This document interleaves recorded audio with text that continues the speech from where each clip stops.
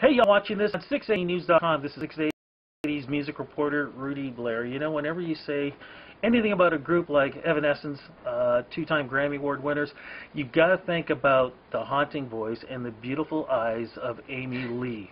Well, if you thought that this group was done, think again, because they are back. October, new album, new single out, and I've got Amy here with me. Congrats on bringing the group back. Thank you so much. Now, when I say bring the group back, am I right when I say that? Yeah, of course. I definitely, last time we toured was 2007, and when we finished tour that year, I needed a break in a big way, just identity-wise. Been obsessing over Evanescence since I was a young teen, and I kind of wanted to just find myself as an adult, you know, separate from that thing, just as Amy, just as a normal person, living in New York City, being married. I got married that year, too, and hadn't had even any time to be off the road. So, yeah, I stepped away from it, for sure. And that was really good for the band in the end, because it made me fall back in love with it. They say absence makes the heart go fonder. I think that's true. Yeah. Well, I was going to say, though, when fans are looking forward to a new album from you guys, they always think, you know, in the past of past hits.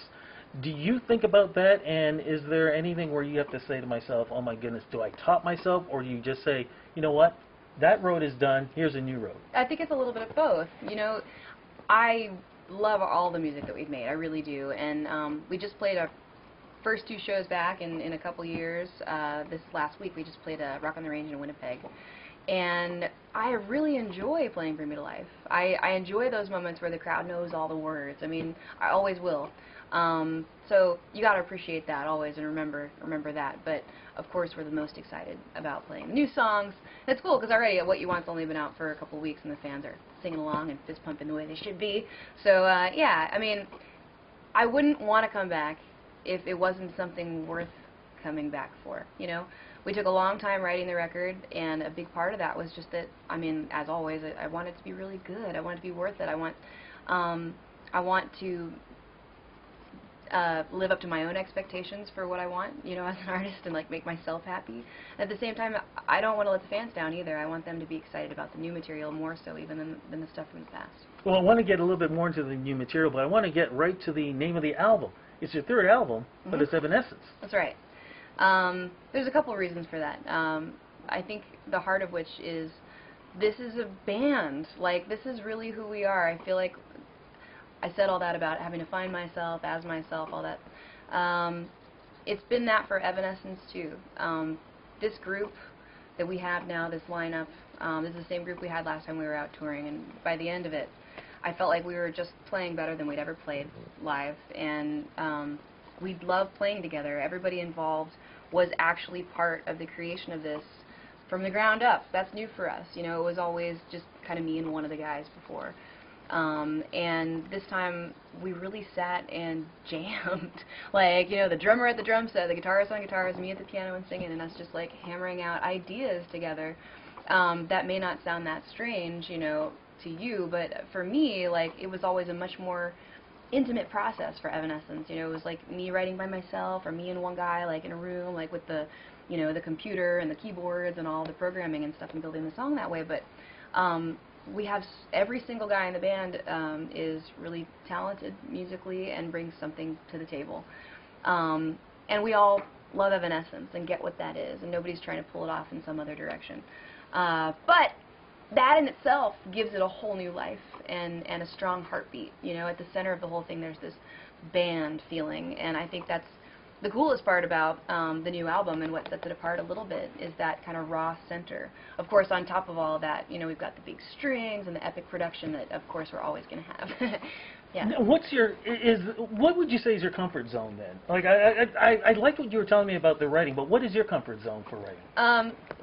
Alone. Just honestly, like, starting a song could be anything for me. A lot of the time it's playing with drum loops and programming and sounds, like just going through libraries of different sounds and coming up with whatever inspires me and just pacing them together. I've become kind of a Pro Tools nerd and engineer myself, using that as an instrument. You know, I love doing that. I still did that for plenty of the records, but there's something really magic about that band thing that we have the ability to do now. But you've always been great at storytelling. Right. Really deep storytelling. Is that essence still there with the group? Absolutely. Absolutely. There's actually a couple songs on this record that are a little bit outside myself in a more storytelling kind of way. For example, there's one song on the album called Never Go Back that we wrote inspired by the earthquakes and tsunami in Japan. We were at pre-production all writing in that kind of jam session style when all that was going down. And we've been writing a lot, and I was working on the lyrics by myself later at the apartment. And it just sort of started coming out because it was so on my brain. Like, we'd been watching the news and seeing all these devastating images. And I just sort of realized, like, I'm kind of writing about this right now. I was like, I'm just going to go with it. I'm really going to write about this. So there are a couple of really cool moments like that on the record that happened, you know, inspired by things that aren't just completely internal. Now, with such a busy schedule, and correct me if I'm wrong, are you on the new Muppet album? Yeah, yeah. When did you have time for well, this? Years ago. That's what's so funny about the whole thing is, I think I don't remember if it was 2008 or 2009, but a few years ago. Well, I did the Sally song, this cover of a song from The Nightmare Before Christmas, and you know, developed a nice relationship with Disney through that, and they loved that, and I had a great time doing that. So then when they were doing the Muppets one, like a few months later, they're like, hey, do you want to do a song on this too? And I was like, okay, why not? Sure, fun. So yeah, just completely different, more solo style, like kind of electro version of the thing. And then we thought it was going to be coming out then, like in 2009, and it kept getting pushed back, and I thought it was never going to come out. It's kind of hilarious that it's coming out now when I've got this big, massive rock album coming out at the same time. There's this quirky electro song coming out too, but I'm proud of it. It was really fun. What is the one thing that you want fans to understand about what you have gone through and what you are planning to present for fans? Because it was great to see outside of this hotel that we're at, fans are out there, you know. Yeah. They got signs, they got everything. Like, it's like they're just waiting for you. And it's not like older fans. I mean, they're young kids out there, yeah, too. that's the coolest thing, is that the fans are still there. Whether it's their little sisters and brothers too now or what. Like, they are still there for us, and you can't count on that. Like, I know that the market is fickle, and it's all about singles now more than records and everything else for a lot of people, and I get it. But honestly, so many of our fans are, like, fans for life. Like, they're rock fans. They buy the record, they care about the band, not just the song for a minute, like, and then they move on to the next thing.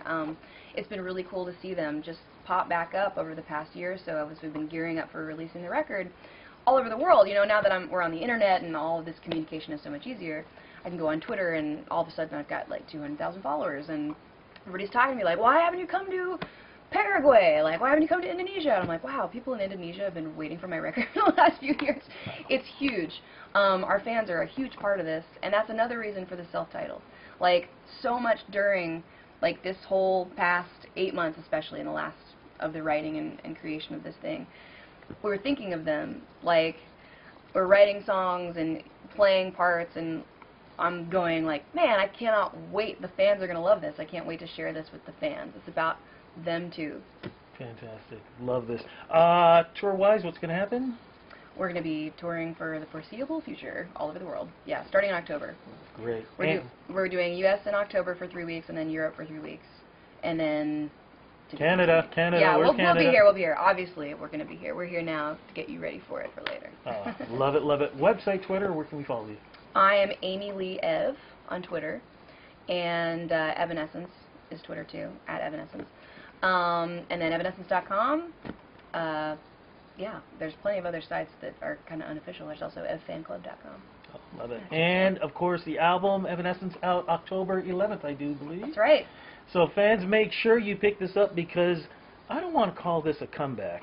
I just think it's been a little while of a wait, and it's so great to see you back. And I love the fact that you're in such a good place. Congratulations. Thank you. It's great to be back. Thanks for having us. No problem. Thank you. Of course, folks, check out all the other videos on 680news.com. This is 680's music reporter Rudy Blair with Amy Lee saying we'll see you on the flip side.